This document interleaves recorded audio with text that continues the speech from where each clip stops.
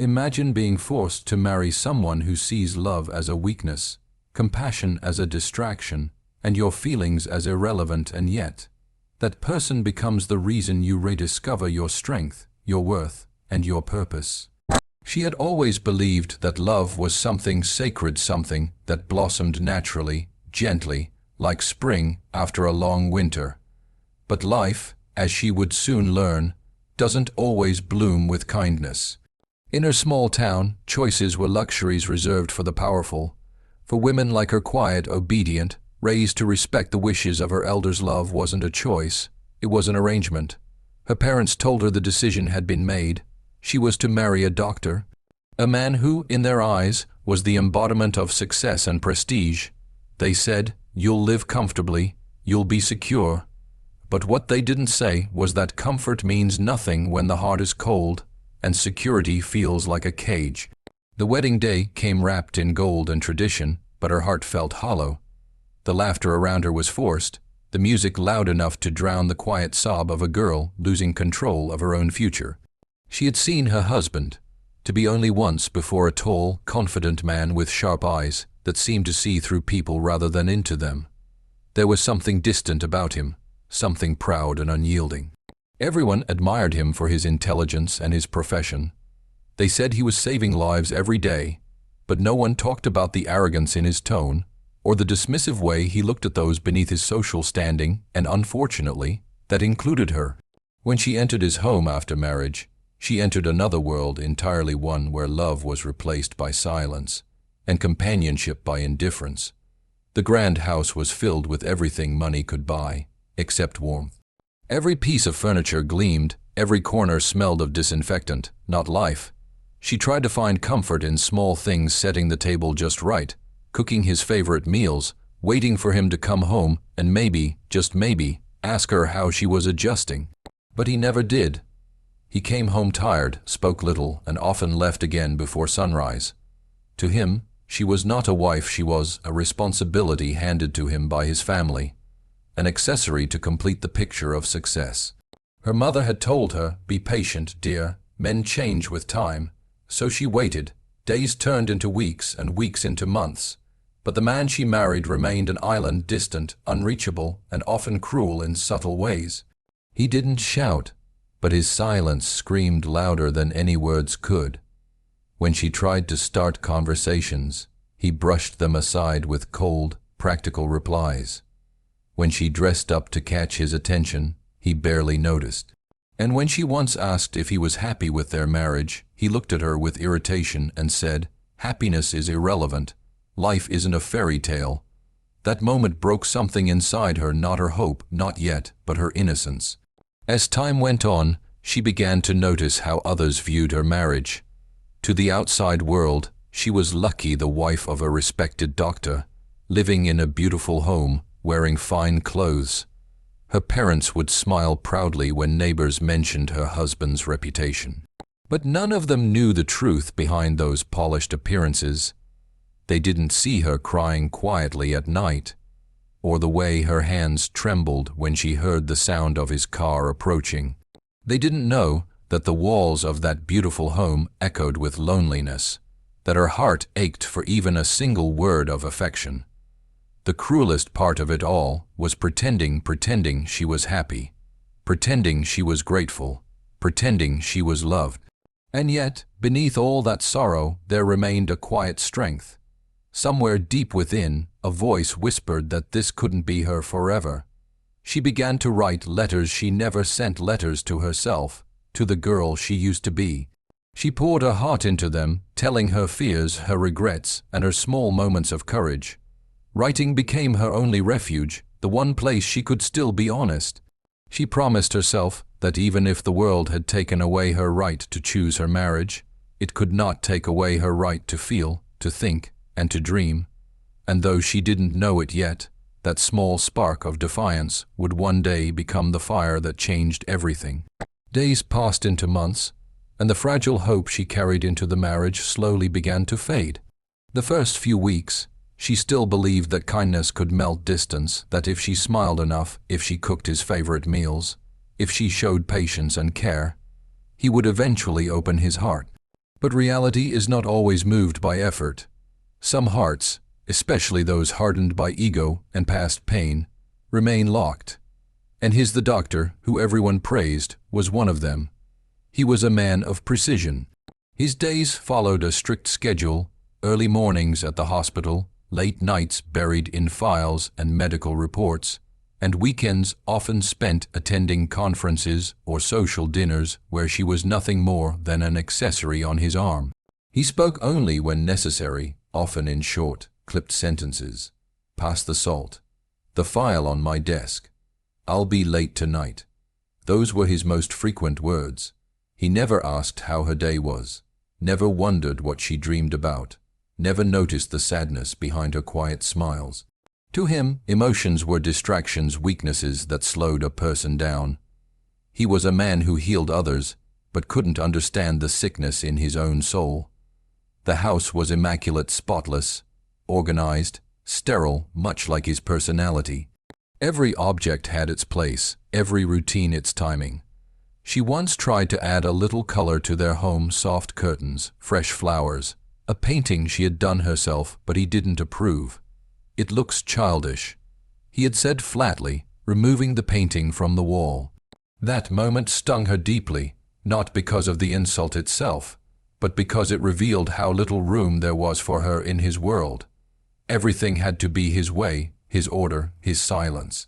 She was a guest in her own home, walking on eggshells, careful not to disturb the peace he so proudly called discipline. Over time, the isolation began to consume her. There were nights when she waited by the window, watching the headlights of passing cars, hoping one of them would be his. And when he finally came home, she would greet him with a gentle smile, only to receive a distracted nod in return. Sometimes he would walk straight past her, his eyes fixed on his phone or his thoughts elsewhere. The distance between them was no longer physical, it was emotional, spiritual, invisible yet suffocating.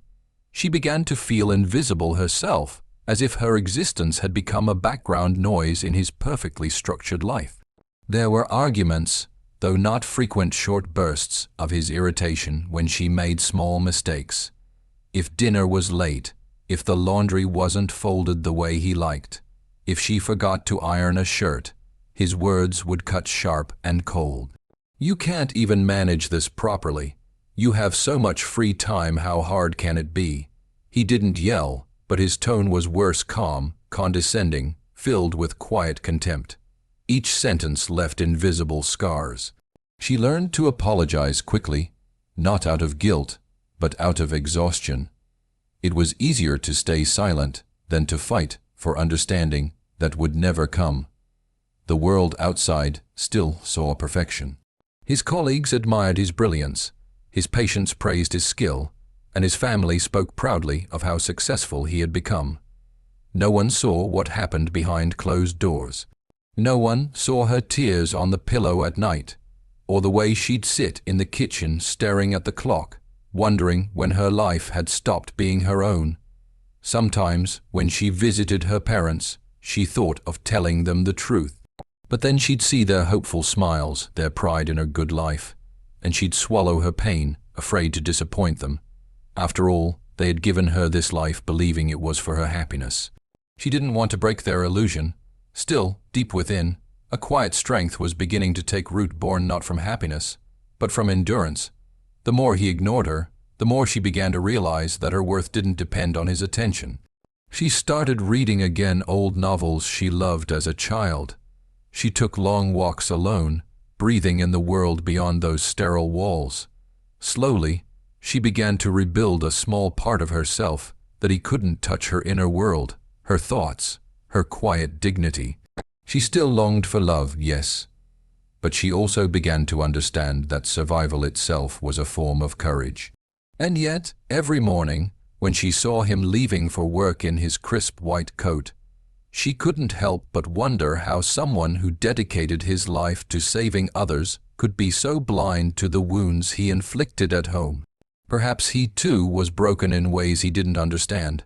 Perhaps the walls he built were his own prison, not just hers, but she was too tired to reach through them anymore. The cold reality was clear. She was living with a man who had mastered the art of healing except when it came to love. There comes a moment in every story when silence becomes unbearable, when the soul, no matter how gentle, refuses to suffer quietly any longer. For her, that moment arrived on a rainy evening in late autumn. The sky was heavy with clouds, the kind that seemed to mirror her own exhaustion. She had spent the entire day preparing a dinner for him, hoping against hope that maybe, this time, he would notice. She made his favorite dishes, lit candles on the table, and even wore the soft blue dress he once, long ago, said looked fine on her. It wasn't much, but for her, it meant something, a fragile attempt at connection. He came home late that night, as usual. The door opened, his footsteps echoed through the house, and she turned toward him with a nervous smile. But the moment he entered, she knew it was pointless. His expression was blank, his phone still in his hand, his mind elsewhere. "Dinner's ready," she said softly. He didn't even look up. "I've eaten already," he muttered, placing his coat on the chair and walking toward his study. She stood frozen in place, her eyes following him as he disappeared down the hallway. The food grew cold on the table, and with it, something inside her finally broke. She didn't cry that night, not the kind of crying that comes with noise or drama. Her tears fell quietly, one after another, as if her body was releasing years of unspoken pain. She sat there for hours, staring at the flickering candlelight, wondering how love could die without ever being born. All the effort, all the patience, all the sacrifices, none of it had reached him. It was as if she had been talking to a wall for years, a wall that neither listened nor cared. That realization was more painful than any harsh word could ever be. For the first time, she felt completely alone, not just in her house, but in her marriage, in her very existence. The next morning, she woke up with swollen eyes, but a strange calmness in her heart. Something had shifted. The illusion she had been clinging to, the belief that love might grow someday, had finally shattered. She moved through her routines like a ghost, preparing breakfast, ironing his clothes, tidying the living room. When he came downstairs, she greeted him politely, not warmly. "Your breakfast is ready," she said, her voice steady. He nodded without looking at her and left for work. But that morning, she didn't feel defeated. She felt empty, yes, but in that emptiness, there was also space for something new, something that wasn't centered around him. Days turned into weeks, and she began to withdraw, quietly and deliberately. She stopped waiting for him at dinner. She stopped trying to start conversations. She stopped dressing up for someone who never looked. She began reading again, writing in her journal, listening to old music that reminded her of the girl she used to be. She wasn't angry anymore. Anger would have meant she still cared. No, what she felt now was distance.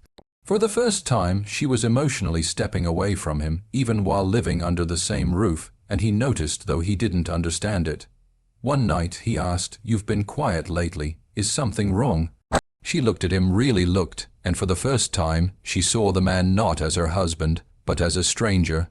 "No," she said simply, "nothing's wrong." Her tone was calm, controlled, almost detached.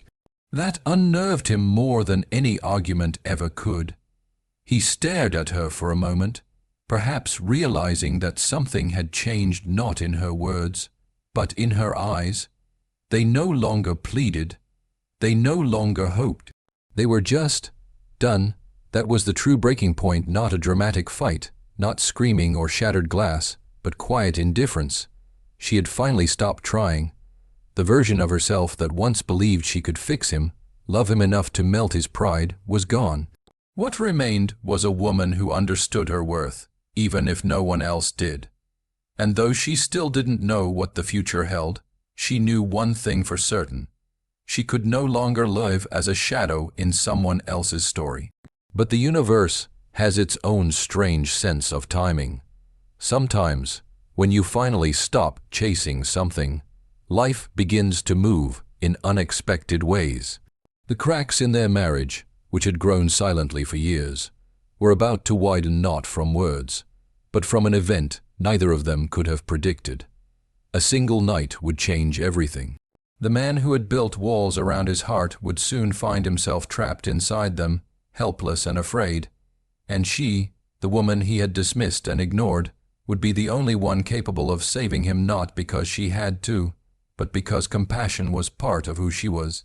And that, though she didn't yet realize it, was where her story of strength truly began. It happened on a night like any other, or so it seemed. The city was soaked in rain, the streets glistening under dim streetlights, and the sound of distant thunder rolled through the sky. He had called earlier that evening to say he would be late again. She barely reacted anymore. It was routine. She simply nodded over the phone, said "take care," and returned to her quiet solitude. But hours later, just past midnight, her phone rang again, this time, not his voice on the other end, but a stranger's. The words came in fragments: accident, hospital, your husband, critical. For a moment everything went still. The room, the air, even her heartbeat seemed to pause. Then the panic rushed in all at once, cold, sharp, and overwhelming. She grabbed her shawl and ran out into the rain, her footsteps echoing on the wet pavement, as if the night itself was urging her forward. When she reached the hospital, she was trembling, soaked to the bone, her breath ragged. And there he was, the man who once seemed untouchable, lying on a stretcher, pale and unconscious.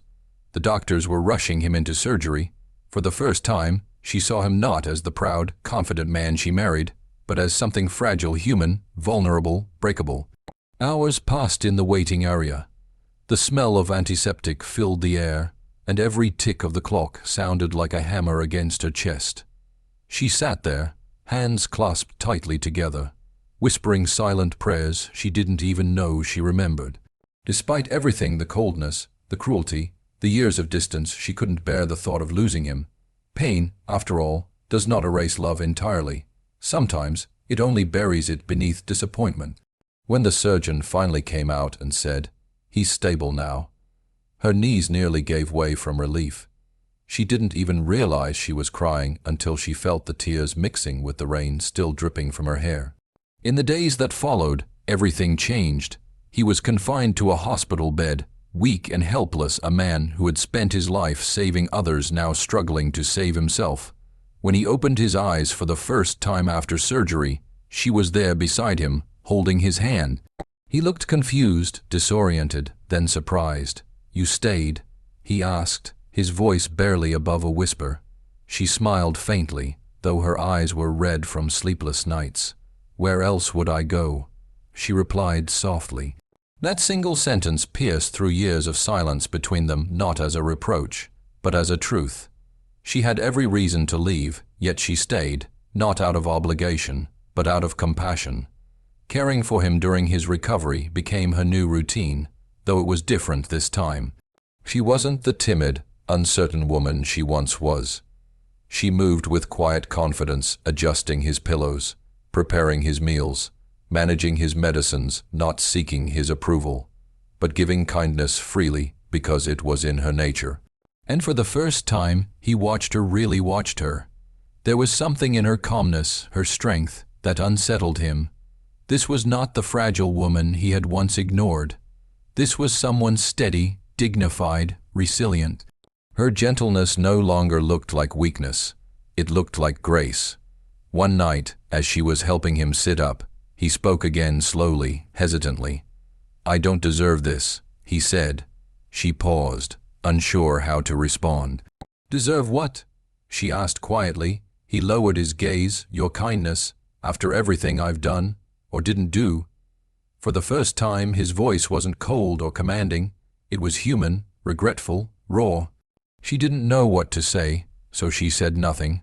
She simply adjusted his blanket and sat down beside him.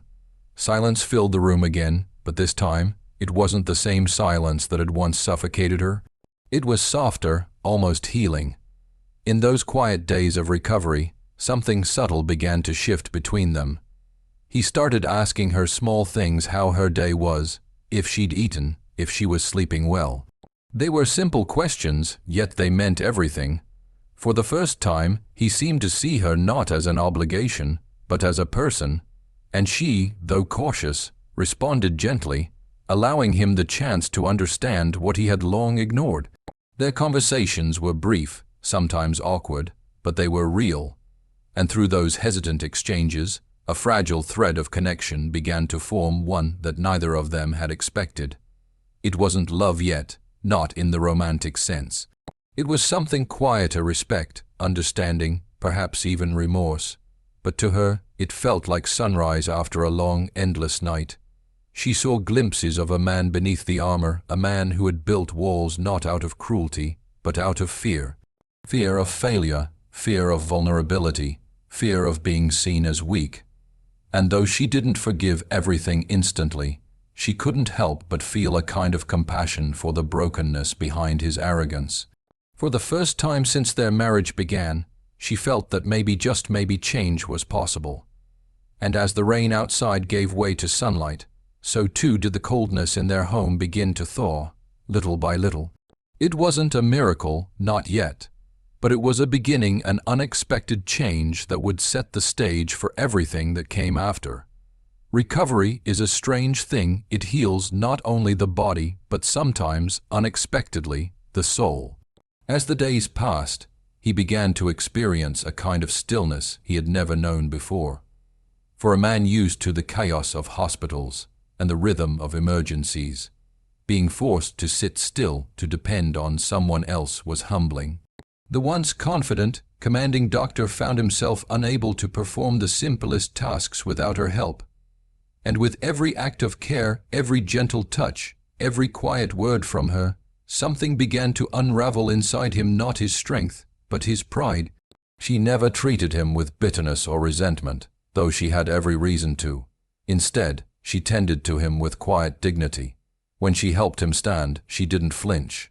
When she fed him soup with trembling hands, she didn't speak of the past. Her silence was not cold anymore, it was peaceful, almost forgiving.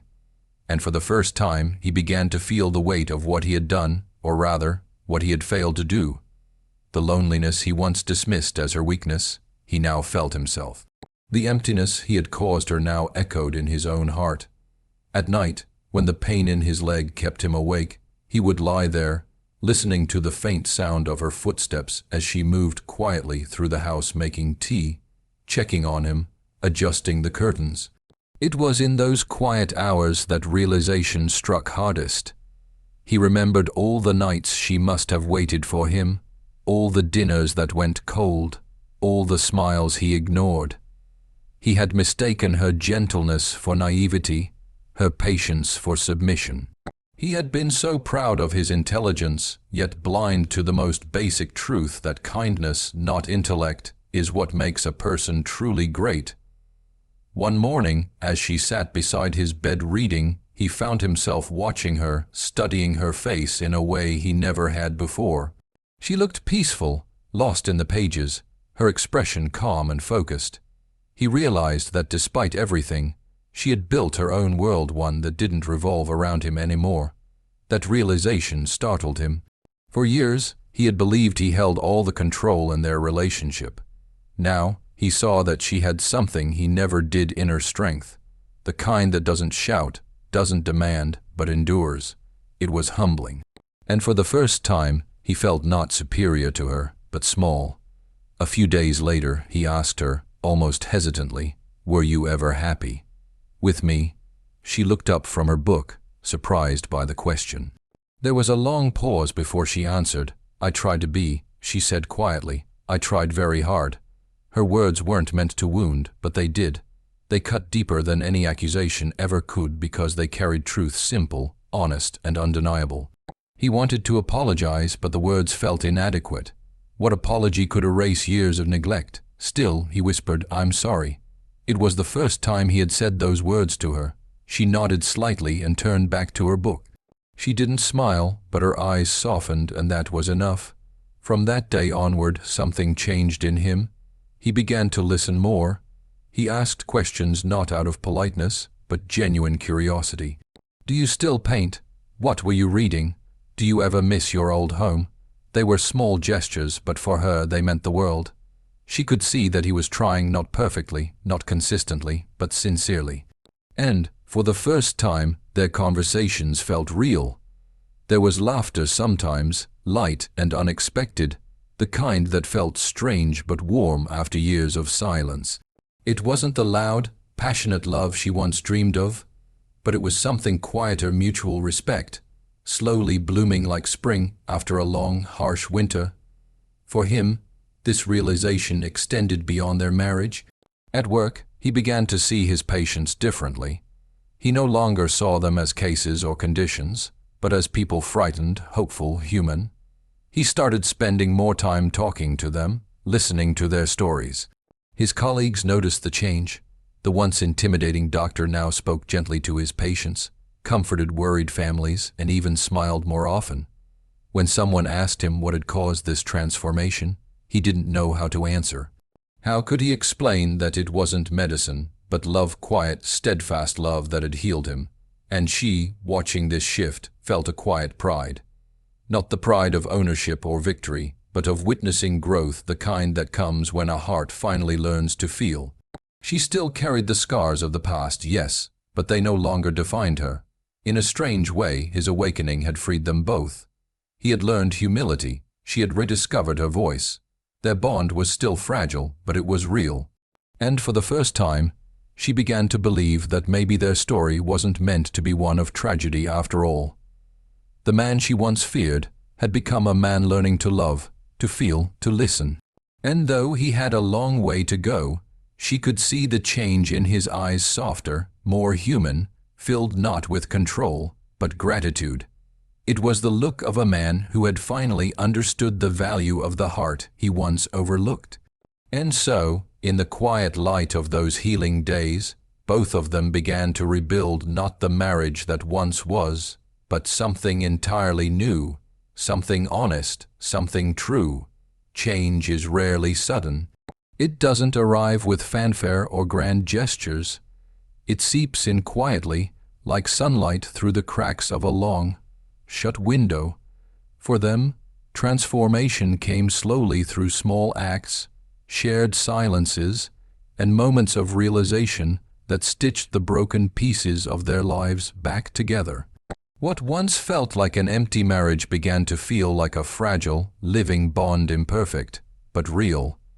He was walking again now, though still with a slight limp, a daily reminder of the night that had changed everything. But the limp no longer felt like a weakness. It was a symbol of humility, of rebirth. Every step he took was softer, not just on the ground, but in his words, his tone, his heart. He began to see the world differently, not as a place to conquer, but as a place to connect. He started waking up earlier, sometimes joining her for breakfast. He'd pour her tea, awkwardly but sincerely, and ask about her plans for the day. It was something so small, yet for her, it meant the world. It meant that he was trying not because he was expected to, but because he wanted to. Their home, once cold and sterile, began to breathe again. She filled it with color, the soft curtains he once dismissed, the paintings she had hidden away, the scent of jasmine candles. This time he didn't remove them. He smiled instead.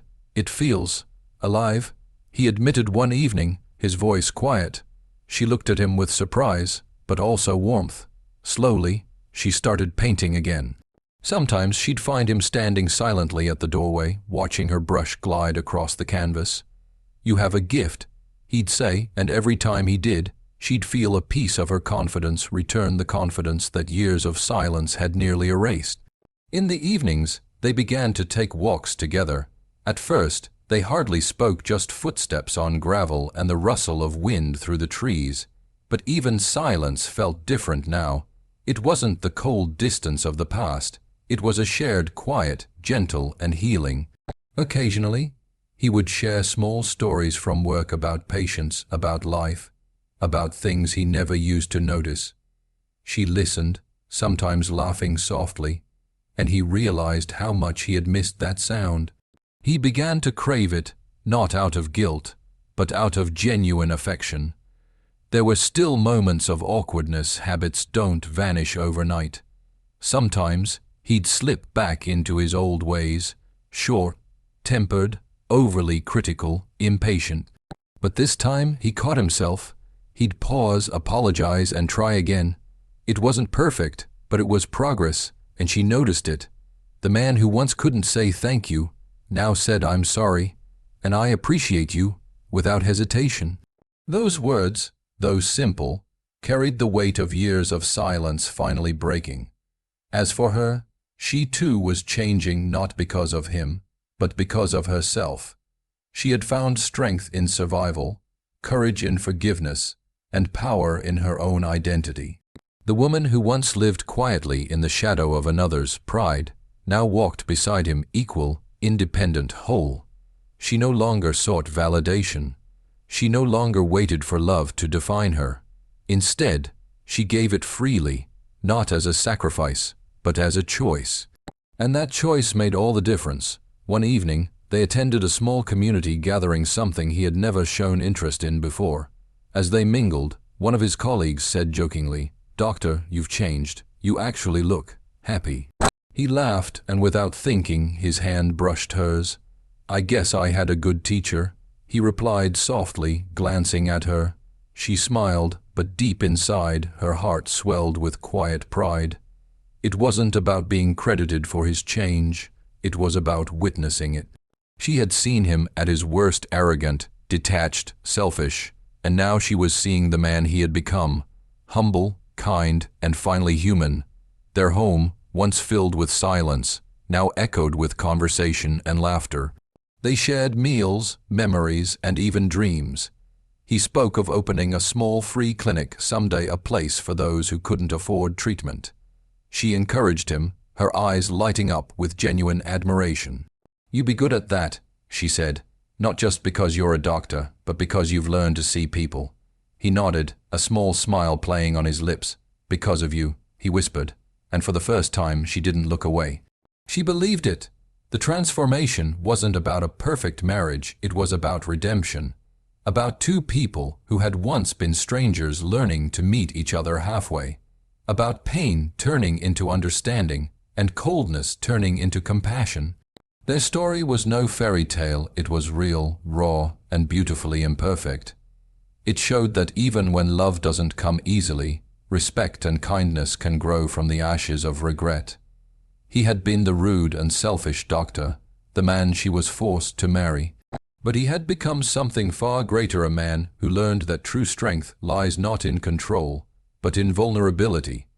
And she, the woman once silenced by circumstance, had become the quiet architect of change, not just in him, but in herself. Together, they discovered that love doesn't always begin with fireworks. Sometimes it begins with forgiveness and blooms slowly, like light after the longest night. Life has a way of teaching us lessons in the most unexpected ways. She had entered that marriage broken, silenced, and stripped of choice. For years, she believed her story was one of tragedy, a girl forced to live in the shadow of a man's arrogance. But as time passed, she learned something far more powerful. Sometimes, destiny doesn't give us what we want, it gives us what we need to grow. The rude, selfish doctor she was forced to marry became the mirror through which she discovered her own strength. His cruelty taught her endurance. His silence taught her the power of her own voice. And his eventual transformation taught her that even the hardest hearts can soften when met with compassion, not hatred. They didn't end up as the picture-perfect couple found in fairy tales, but they became something real, two imperfect souls who learned to heal, forgive, and begin again. She never imagined that the same man who once made her feel invisible would one day look at her with awe and gratitude. She never imagined that through pain, she would find purpose. Her story isn't about being saved by love, it's about saving herself through love. It's about finding strength in gentleness, courage in forgiveness, and hope in the ruins of what once was. She was forced into that marriage, yes, but she chose to rise from it. And in doing so, she discovered a truth most people spend their whole lives searching for. That real power lies not in control, but in kindness, not in pride, but in empathy. So, the next time life pushes you into a storm you never asked for, remember her story. Because sometimes the people who hurt us the most become the reason we learn how to heal. And sometimes the life we never wanted becomes the very one that teaches us who we were always meant to be.